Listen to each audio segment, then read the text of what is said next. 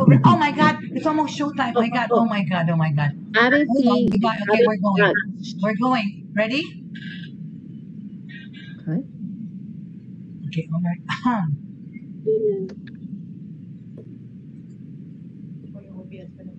But anyway, good morning everyone. Welcome to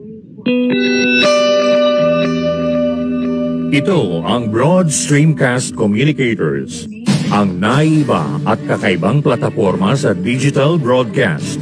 Mula Luzon, Visayas, Mindanao hanggang sa iba't ibang dako ng mundo. Broad Stream Cast Communicators, ang sandigan ng sambayanan mula sa walang labis at walang kulang na pagbabalita, paglilingkod, maglalahad ng mga mapagbuong komentaryo at usaping pambayan para sa kapakanan ng karamihan. Broad Stream Cast Communicators, tuwirang maglilingkod ngayon hanggang sa susunod na henerasyon.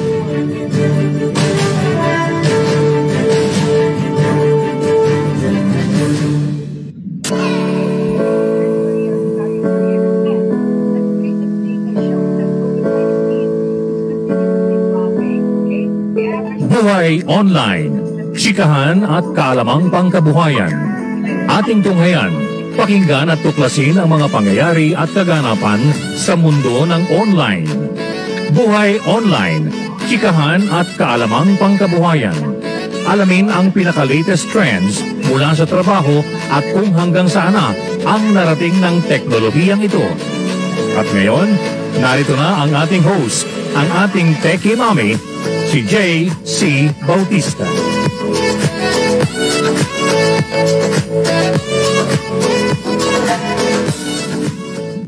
Hello, good morning. Magandang umaga to everyone. Yes, it's Friday once again. Right, time flies really when we're having fun. Napakabilis po ng oras. You know, it's already Friday again. We say in America, TGIF.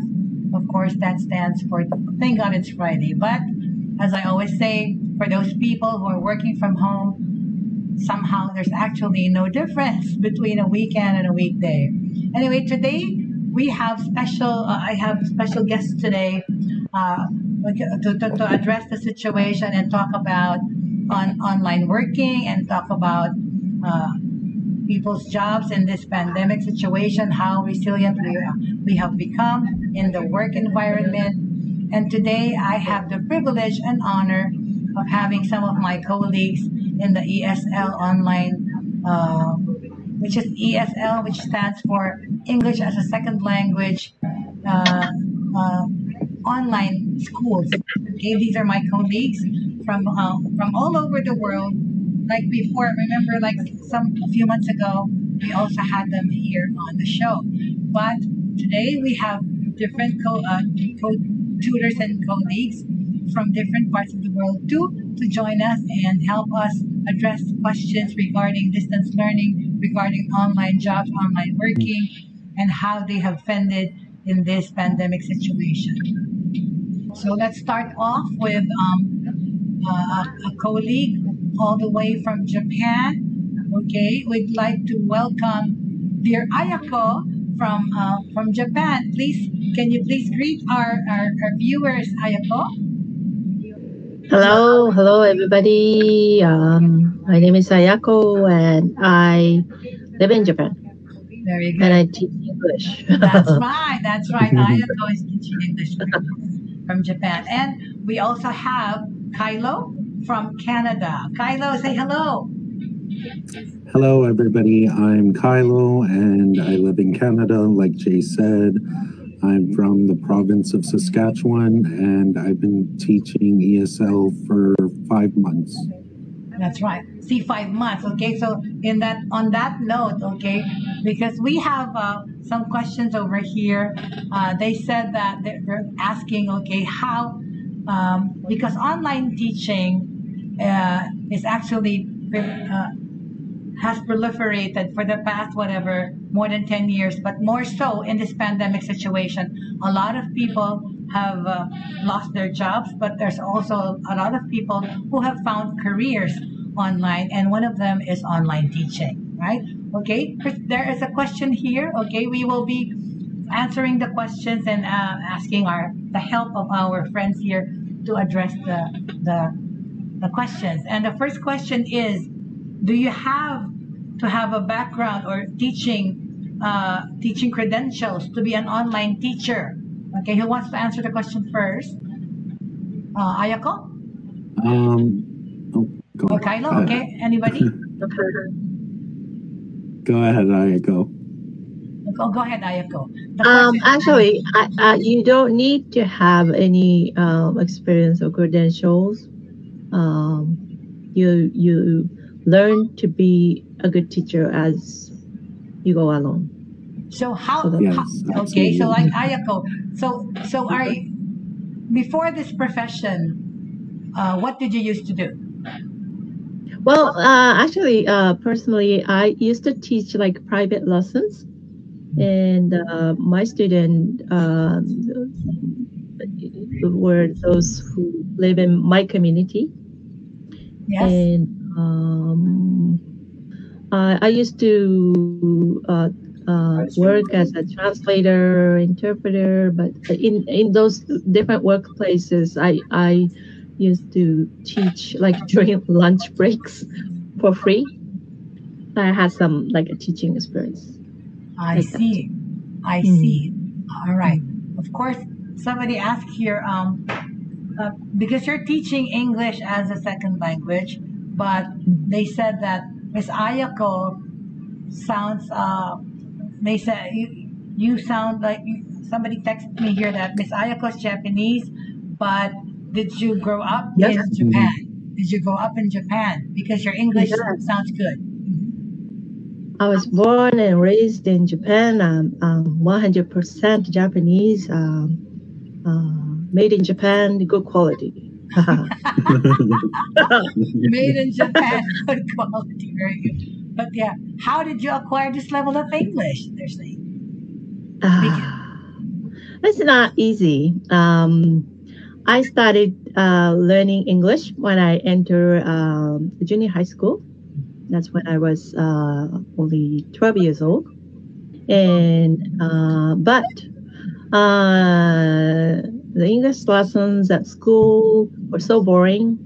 The first sentence that I have learned is like this is a pen.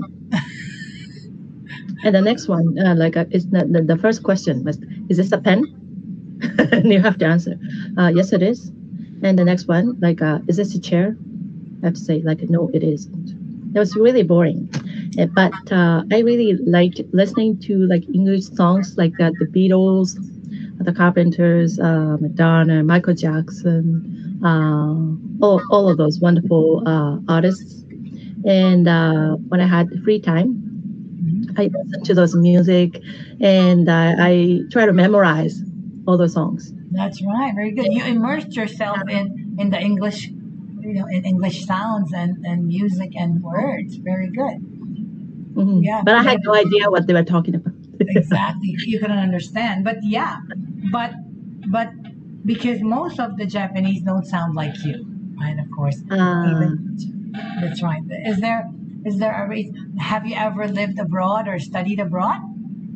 Yes. When I was 21 years old, I went to Canada and to study at college. I wanted to get a degree in linguistics and psychology. So I spent almost 10 years in Canada, and people think that that's why my English is better than most.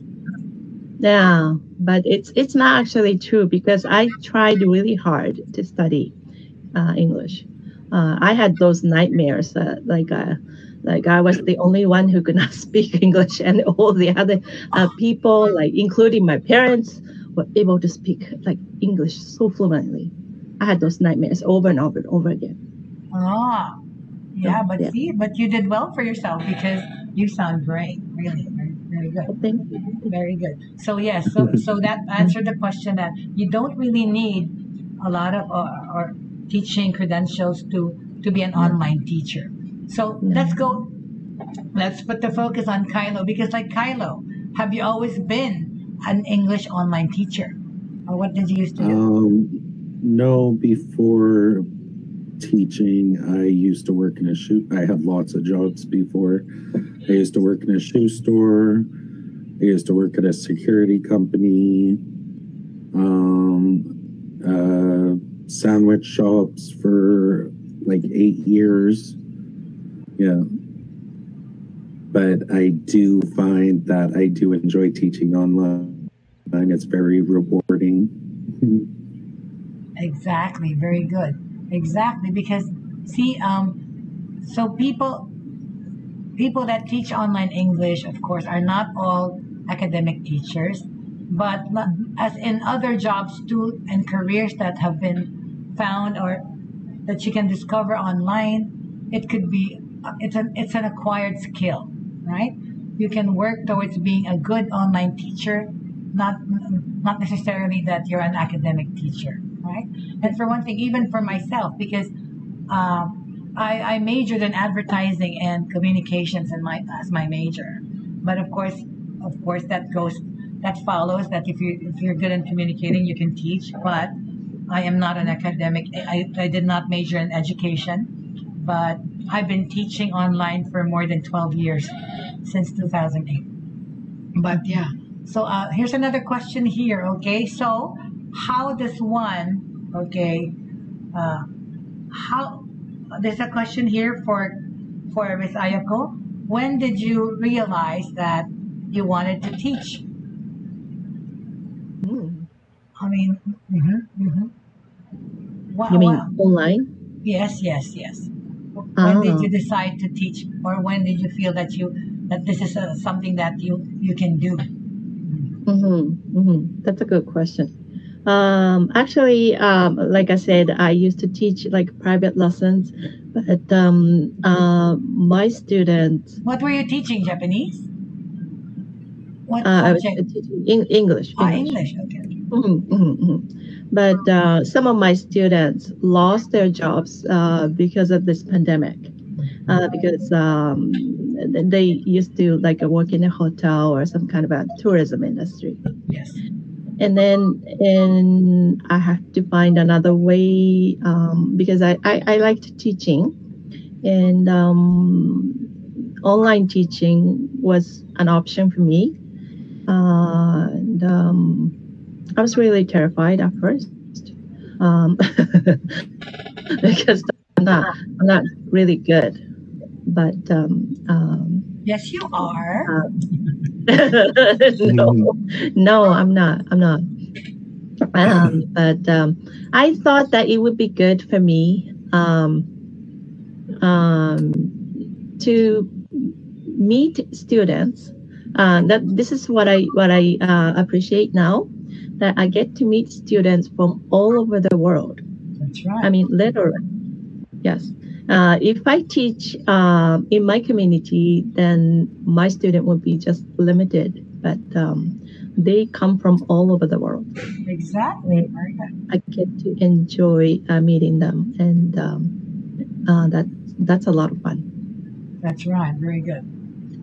But in your case, Kylo, like you said, you've come from many different kinds of jobs, but for now, can you say that you are enjoying teaching? Yes, I love teaching. Exactly. I love meeting new people. It's just so much. It's just so nice. Are there particular ages or type of people that you like to teach, Kylo? Probably young adults. Yeah. What is the majority Teenagers. of your student base? The percentage of your student base, yeah. Between 40 and 50% are young adults. Yeah. No, I don't actually get that many young adults, like 30-year-olds, 20-year-olds. I don't really get that many. I usually end up teaching children or teenagers. Teenagers are the worst because they're teenagers. They always have an opinion. They always have an opinion, yes. right? They always have an opinion. Yes, exactly. Very good. And most times they don't. And most times they don't want to learn. Exactly. But then see, but they're joining the platform just to get some kicks out of it, right? I mean, of course, because the younger kids, of course, their parents make them learn. But those teenagers, oh my goodness, yeah, of course, their parents pay for it. But most of them, some of them just really like to get kicks out of talking to a foreign teacher, right? But very good. But yes, but okay, I have a question here. Is teaching online English a lucrative industry, or does it help? Is it what do you call it? Is it a lucrative industry, or is it feasible? Can it make somebody live on teaching English? You know, I know the question here is, can you have a comfortable life learning English? I mean, teaching English as a teacher? Okay, answer first. Ayako. Me? It can be easy. It can be difficult. You have to learn to discipline yourself, I guess. And I have to admit, I'm not good at disciplining myself. I enjoy my flexible schedule. But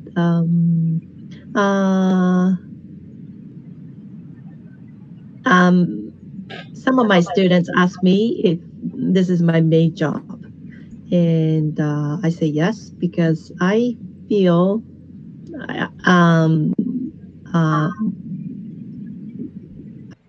I should say that I take pride in what I do, and I try to be a better teacher every day in every lesson. So that's right. Very good. Yeah. But okay, Kyla, there's a question here says, if somebody is highly sensitive or emotional, will that person be able to be a good teacher, you think? It's a learning curve, so you just really have to pace yourself. You gotta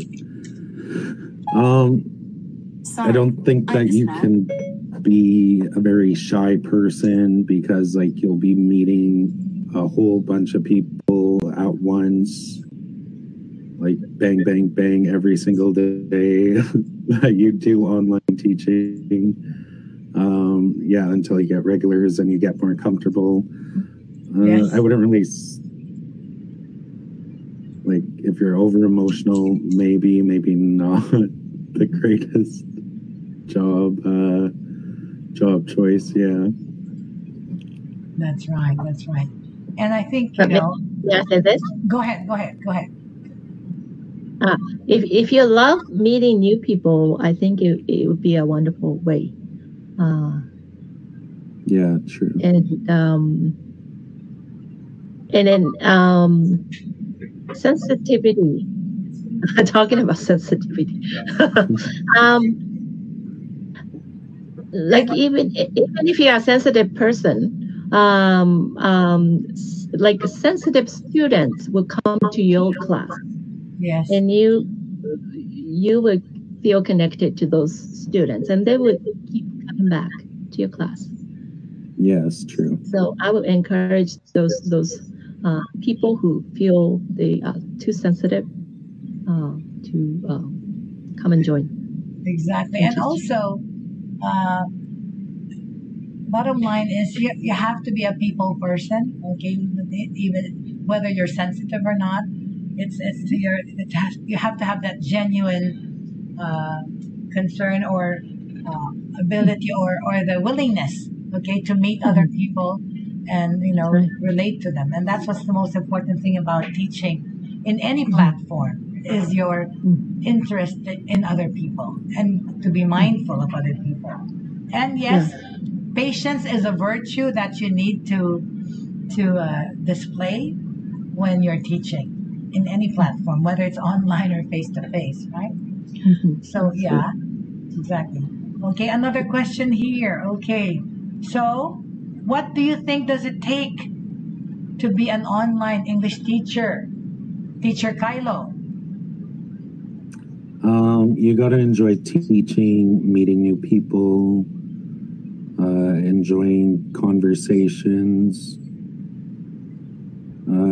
Just like every job, you gotta love your job. You gotta love what you're doing, and yeah, you gotta love what you're doing. Exactly. There's no way to go. There's no other way to go around it except loving what you do. Okay, but okay, here's a practical question. What about because people just need a job? You know, some people just need a job, not necessarily to love what they do. Of course, in anything, there's always that case, right? The practical case of yes, you need a job to survive. But I think teaching, you have to have the passion to teach, really, right?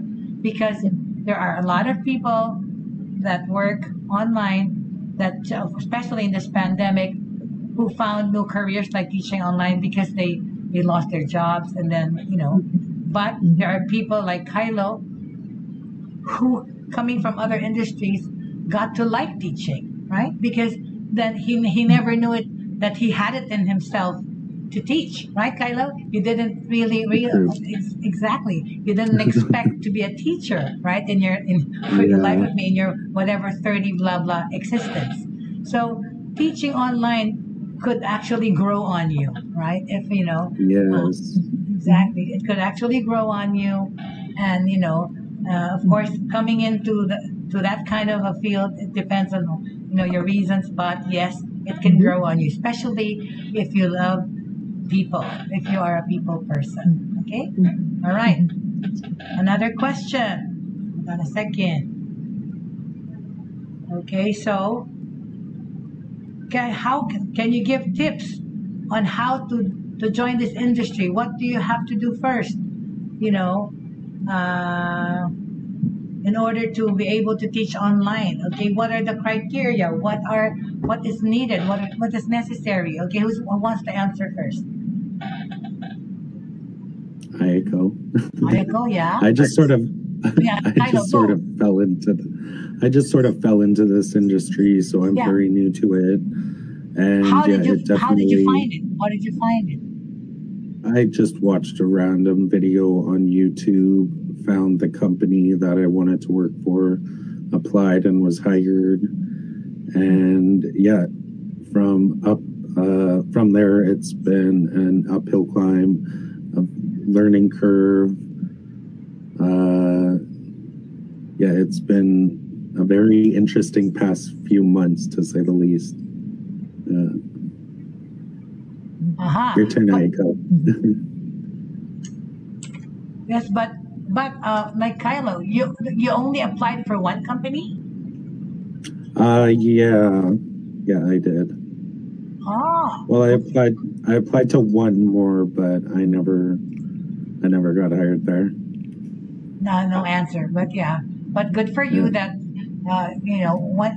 one time and you already enjoyed yourself doing it. But what about you, Ayako? Yes, how did you start your online teaching career? Did you have to go through a lot of interviews in a lot of companies? I applied for a couple of online companies, and I liked this one because I got accepted by some of them, and I just declined because I did not like the fixed schedule,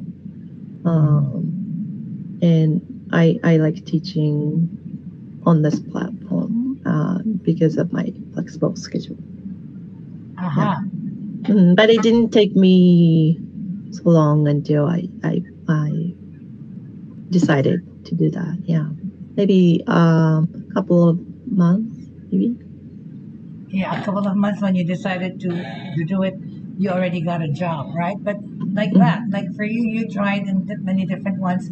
What was your criteria to choose the company that you want to work for, Ayako? I actually nailed it down to just two companies, and I compared pros and cons. And one thing is that, like I said, I'm a very flexible person. If I don't feel like teaching, I don't. I'm going to be a terrible teacher, so I don't teach. But if I teach, I would like to have this flexible schedule. So that was a very good advantage for me.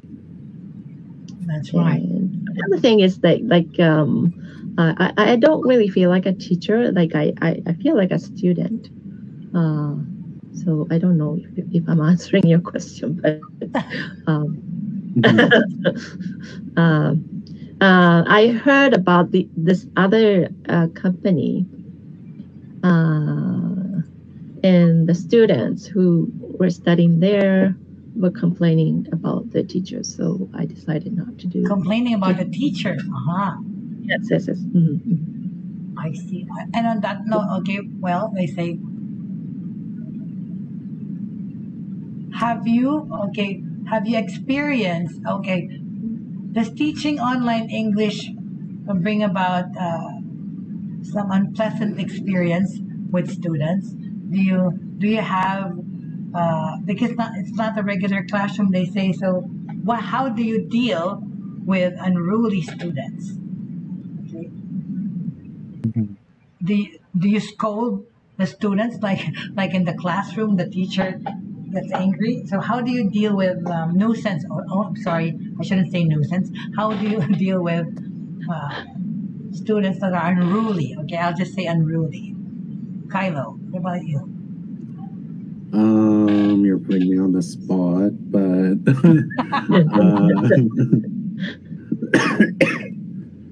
I am lucky enough where I haven't had really unruly students.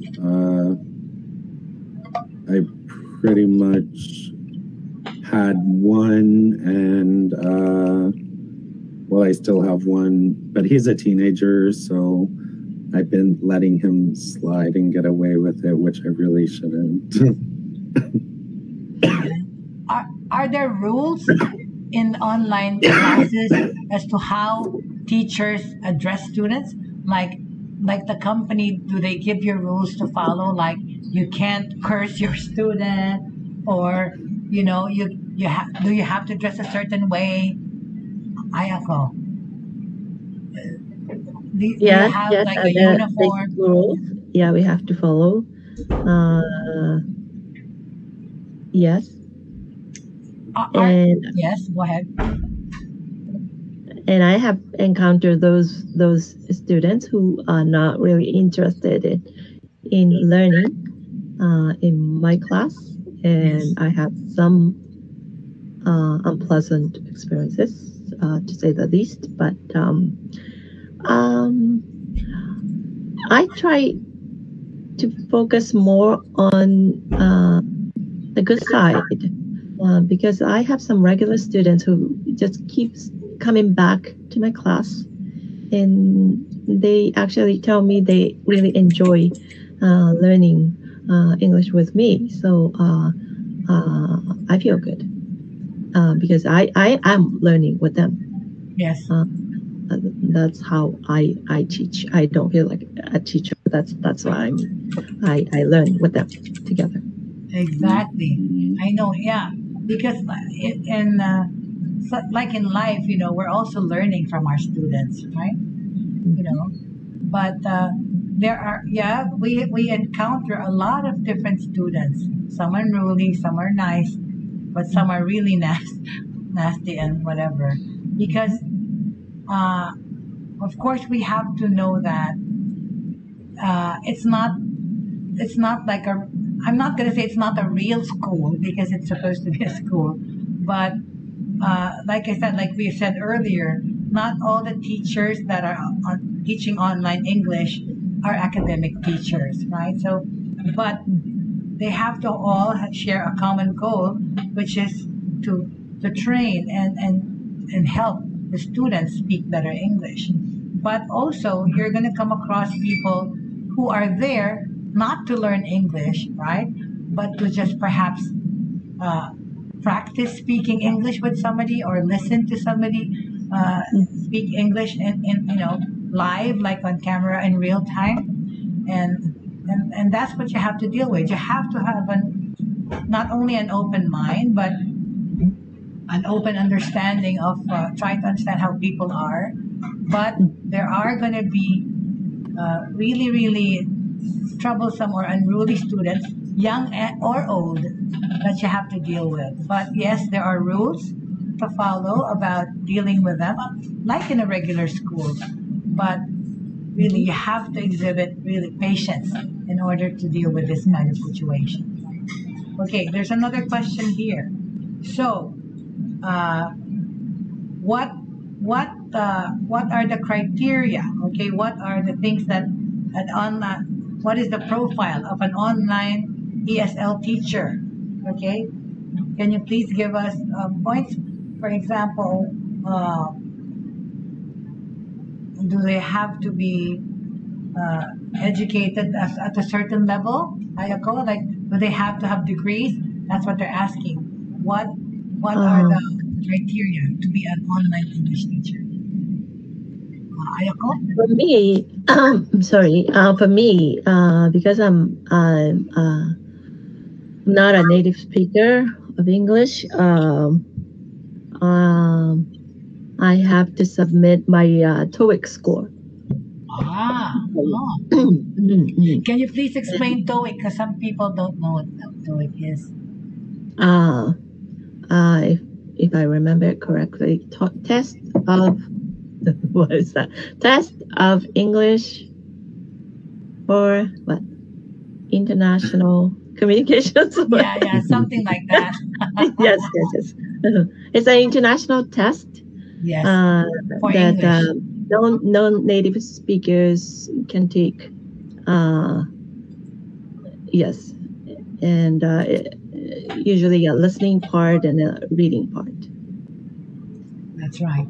So you have to. It's like you have a high score. Is it a proficiency test? Proficiency test. Yes. So you had to present, but not everybody needs to have that, right? In order to. No. Yes. But specifically for Ayako, in Ayako's case, because somebody asked, what is a native speaker? Okay. In the ESL world, a native speaker means somebody who speaks, who was born speaking English per se. Okay, because it's an ESL school. ESL is an English as a second language. So native speakers have English as a first language. Okay, that's why. And Ayako, being a non-native speaker, of course, but she speaks English well now, had to pass that TOEIC certification or test and a score. You have to have a certain score to be able to be accepted in some platforms or some online English learning platforms. But you see, most of them don't really require TOEIC. All right, and that's the truth. But, yes. Yeah. But is this just actually exclusive to Japanese teachers in your platform, Ayako, that you teach? Are you required to submit that as Japanese teachers? No, that's not really a requirement. No. Exactly. No. That's right. And for your information, people, those TOEIC tests, there's certifications that some schools or some platforms require, like the TOEIC test, the TEFL, the TEFL, the IELTS test, whatever. Those are different kinds of certifications for English learning and speaking. Some countries that hire online English teachers require that, right? But not all. Okay. So, and if you haven't gotten those certificates, there's also companies that will help you acquire that, right? It's like you have to learn certain number of hours of English immersion to get like a TEFL certificate. What does TEFL stand for, Ayako or Kylo? The TEFL? I have no idea. Teaching English as a second language. As a TEFL? foreign language. As a foreign No? language, that's Foreign right. Foreign language. Teaching Sorry. English as a Yes. foreign language, correct. Sorry, we're teachers of ESL, but we forget those acronyms, okay? My God, there's too many. All right. Okay, so yeah. So okay, Kylo, what is a good candidate of an English teacher? What makes a good candidate for English teacher? Somebody you definitely have to be friendly, personable, have smile a a lot. Smile a lot. Yeah, smile. I don't smile a whole lot, and I still have a good amount of students. Yeah, friendly, personable, a good grasp of the language, able to speak it well, good grasp of vocabulary, sentence structure, stuff like that. Yeah. But they said, there's a question here. Do you have to sound like an American to teach English? No, I don't know. Do I sound like an American? But you are. No, you speak Canadian. like a Canadian. Yeah. No, Yeah. that is why there's the native speakers and non-native speakers. Okay, there are so many. Actually, I think there are more non-native speaker teachers in the ESL industry than native speakers. Actually, yeah. Since I've been teaching since 2008, the very first online English teachers were actually non-native speakers, especially in Asian countries in the schools, because I helped put together the first Korean online English school in 2008 in the Philippines, where they hired hundreds to thousands of Filipino English teachers. And all right. So coming into the light, okay, we have somebody else joining us for today. We'd like to welcome our other colleague, Maria. Okay, Maria, can you please say hello to everyone? Hello, everyone. How are you? Good. Very good. Everyone that's watching. Maria is also, like me, she's been in the online English teaching business for a long time. And we were just talking about, there was a question saying that, do you have to have an American accent or a native speaker accent to teach English? Can you answer that? First of all, Maria, tell them how long have you been in the online English teaching industry? I've been in this industry for almost 9 years. Almost 10 years. Sorry. So this coming May would be my 10th year anniversary. Happy anniversary. Thank you. Well, one of the requirements with my first online English school was neutral accent. It's actually a neutral accent, where we are not required to have an American accent or British accent, but a neutral accent, because most students would be beginners, and that's the case for my first online English school. So if you imagine yourself learning a new language, it would be difficult if the other person or the one teaching you would be speaking very fast. Like sometimes when you're learning, the moderate speed becomes very quick for you. And maybe you know what I mean. Like, That's because right. you're still learning how to adjust, how to listen to the new language you're trying to acquire. Exactly. And like I told them, because I've been teaching online English since 2008 and helped a Korean school establish it in the Philippines in 2008, and where they hired thousands of Filipino English teachers. Because I was saying that there are more non-native speaker teachers online than native speakers. Do you agree with me, Ayuda? Maria? Yeah, so as a matter of fact, the first online English school that I joined, they hire only Filipino citizens. Exactly. Yeah. And we're talking about Filipino English teachers in the sense because I think the Filipino English teachers is the higher number of online English teachers in the world. I think so. Yeah. Well, yes, because there are a lot of Japanese investors, like Japanese who invest their money in Filipino teachers. Actually, there are three that I know of, which are based in the Philippines.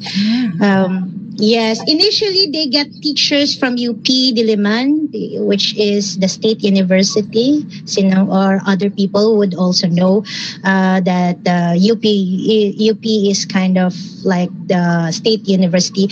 When you compare UP, you may compare it with Tokyo University. It's kind of difficult to enter.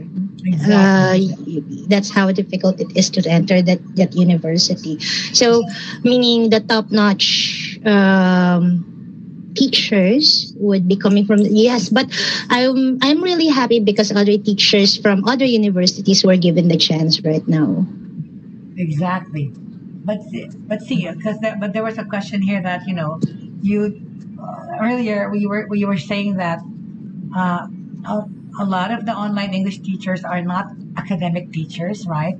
And they come from different walks of life and different backgrounds. Just like Kylo was never really a teacher, but now he's liking teaching because it is an interest or something that can grow on you, which is in Kylo's case. Now he enjoys teaching, but he never imagined himself to be a teacher. So somebody texts and asks, so what does it take to be an online English teacher? What do you think is the criteria or the characteristics of an online English teacher? Maria. Well, you don't have to be a teacher by profession, but of course it's a plus, with due respect to all people who have finished a bachelor's degree in education, of course. Yeah, I have high respect for them, but as long as you're a people person, well, yes, so maybe you could. I have never dreamed about them being an online English teacher. Exactly. Yeah, that's right. Can you tell them your roots, your beginnings? Because you've been in the business for 9 years. But what was your background? Do you have a degree in education, or how did you get to be an online English teacher? No, I don't have a background in English education, like a formal training like that. But I used to work for American companies. To be specific, customer service. So basically, it's talking with angry people. Yeah. Also, being a people person, you had to. Yeah. You have to be very patient. You have to be very patient. And then with angry people, no matter what nationality, it's not even American, like if you're very angry, no matter what nationality you're in, whether you're Japanese, Canadian, Filipino, you will speak faster because your emotions are very pent up. But that's the thing, see? But it's very similar to be in the online English industry, because we spoke about somebody asked a question: how do you deal with unruly students? Do you meet? Are there like nuisance or say pesky students? So how do you deal with that? How do you deal with that? Yeah, so in the call center industry, we call them the irate customers. Irate as in angry, right? Yes. But what about students? Oh, it's easier for me to handle that already. Because students will not curse you. Oh, really? Oh yeah. Yeah. Yes, and then plus we were saying that as teachers, because like face-to-face teachers, right? If you're a face-to-face teacher, you can chastise your student like in the flesh and reprimand. But what about online? Can you reprimand your students? Well, reprimand, not really. You can subtly call them out. You have to be very subtle. But like the tone of your voice, you must have like certain bravado. Yeah, like I'm firm, but I'm not being bad. I'm just firm. Wow. So you actually really have to be okay. Wait, I have a question here. Okay. Do you have? So is it somewhat like acting? Do you have to be acting in teaching English? At the end of the day, you will still think of it as a job. It's just a job, nothing personal. Yeah, like during a free conversation, I was teaching kind of young girls ranging from 13 to 17. Yes. Well, they love BTS, but I don't like BTS, to be honest. Oh. Exactly. Yeah. Just to have something to talk about that they like. And it's not so much as being phony. You just have to be, what do you call this? Now I forget the term. What is it? It's not being politically correct, but it's actually being, you compromise with the situation, right? I Yes, mean, you meet halfway with them. exactly, You meet halfway with them. Exactly, right? Mm. But it's saying that earlier it was asked, are there rules? Okay, are this kind of schools, do they have rules as to how you can deal with students, right? Yeah, they have suggestions on how to deal with students. In extreme cases, it's okay to have like kind of how do you call that in the broadcasting industry? Like suddenly it's very quiet. Like Dead air. There's like a Dead lull. air. There's like a Dead air. Dead air. Yeah, dead air. Yes. You can actually give them a dead air if they're misbehaving. Or can you just disconnect? Can you just disconnect?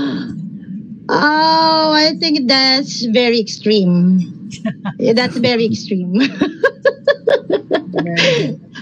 So Yeah. Okay, so That's the last resort. exactly. So earlier they were asking for advice. Okay, so because we have Trisha here from the Philippines, and she's 26 years old, and she quit her job recently and is looking for another thing to do in this pandemic.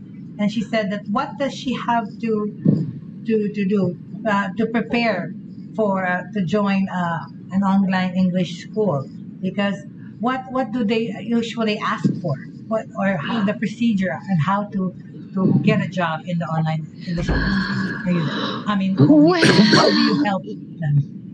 It might be that they were able to enter, for example, they might be able to be accepted as an online English teacher, So, but the question is do it they- worth it? Exactly. How do they find the right school, or where will they look? Yeah, so, well, visibility counts in.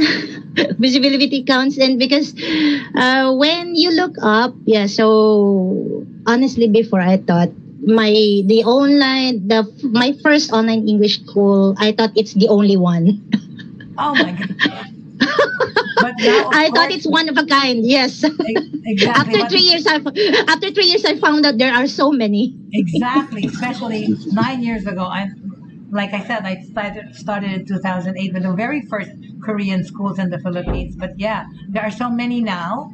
And of course, on a side note, before there were like millions of students from China. But of course, because of the impasse that happened, of course, that China trying The to new rules and retaliate, regulations. exactly, they removed English learning in China. But it's so funny because today I was just I had a student from China, from Shanghai. Actually, they're in lockdown, and she was telling me she's using VPN to be able to learn.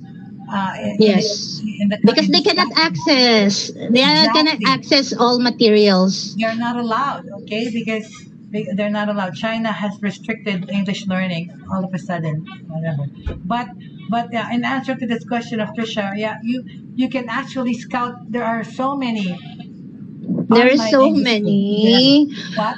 You know what? I cannot really specify which schools are the best because it also depends on what your capabilities are, or like your Exactly. target audience, and also Yes. be patient. The problem nowadays with new teachers is that they expect to have a lot of students beforehand, like during their first month, second month. You have to build up like your audience, or you have to have your, how do I call that, like a group of people who really likes you. It doesn't happen overnight. It doesn't happen in a week. Exactly. And on that note, actually, it also depends on the school or platform you're joining, because there are some schools that have set schedule and already have students. I can mention this school because I know this school. They were asking me to join them before. I can mention it, and then this is actually a very good school that's been in the Philippines, one of the first ones. Go Fluent, okay? It's called Go Fluent, and they're owned by Europeans, but it's a certain niche. They only teach professionals, okay? They have companies, employees as their students from Europe, okay? I have taught European students there, and over there, they have a set schedule, and whether or not the student shows up, they will pay for your time. So it's different. Different schools have different, operational procedures. Right? Yes. There was even like a high, they pay higher than the usual rate for Filipino tutors. Yes. So they cater to professionals. The problem is you have to wear formal attire. Exactly. And that kind of school, and that, mind you, that kind of school, Go Fluent, only hires people with degree. Okay. So the undergraduates, they will not hire. Okay. Different schools, different criteria. Okay. But yes, there are a lot of ESL schools, especially the Chinese ones that will hire undergraduates. Okay. All right. You don't have to have, and you don't have to have an education degree to teach online English. Okay. All right. Yes. There are even Korean online English schools that hire only female teachers. Oh, really? Oh, my gosh. Yes. And then they have an age requirement. I'm over age, to my surprise. Okay. So, somebody asked a question. So, do you have to be beautiful like Miss Maria in order to teach English, or have the smile, the beautiful smiles that you are displaying in order for you to be a good online teacher? I'll try to be honest with you guys. It adds up. It adds up, but it's not necessary. It's not necessary. You have to look not really beautiful, but you have to look friendly. And you have to look friendly. Yeah, presentable. You have to look friendly and approachable. Exactly. Especially there are platforms that actually specifically just teach children, right? And this is what we're saying. It takes a certain kind of person to teach children. Not everybody can teach children. Okay? So different folks for different strokes for different folks, right?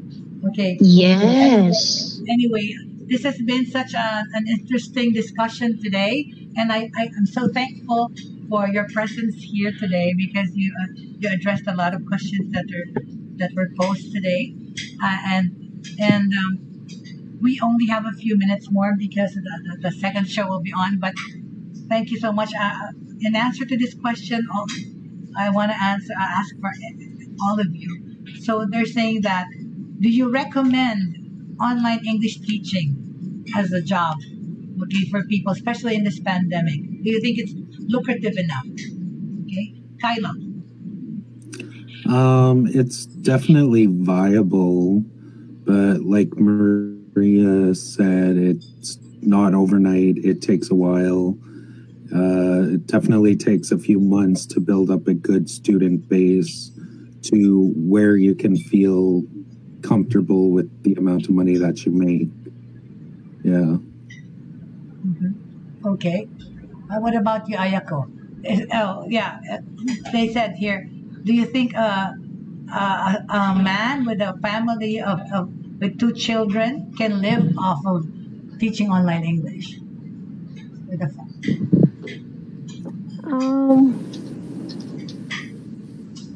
I don't want to talk about money, but I would recommend this job to anyone who is like people-oriented, who is curious about knowing about other people, who is friendly, who is a good communicator, who would like to be a good communicator. You don't have to be to start up, because you learn to acquire the character of being like a humble and being patient. You don't have to have all of those to start up, but I would recommend if you're interested. Yes, definitely. That's right. Yeah. Maria? Well, there has been a lot of changes over the years. When I started, yes, it was really rough. I started kind of earning, earning more during the first year. Well, after 6 months, actually, after 6 months. And then there were only a few online English teachers still during that time. Yes. However, the demands have grown. This is now a cutthroat competition. Ah. Yes. What is the more cutthroat? Call centers or the ESL online?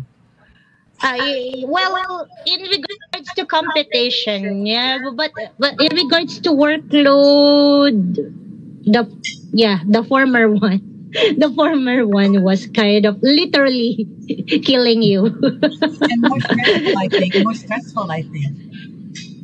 Well, yeah, the call center industry is more stressful, of course. Yeah, like teaching is like chicken feed already. Like yeah, sometimes you can actually, if you're not being on video, you can actually teach while closing your eyes. Exactly. And online teaching has different kinds too. Like some, of course, most, like now, most of them are doing on camera, but there are also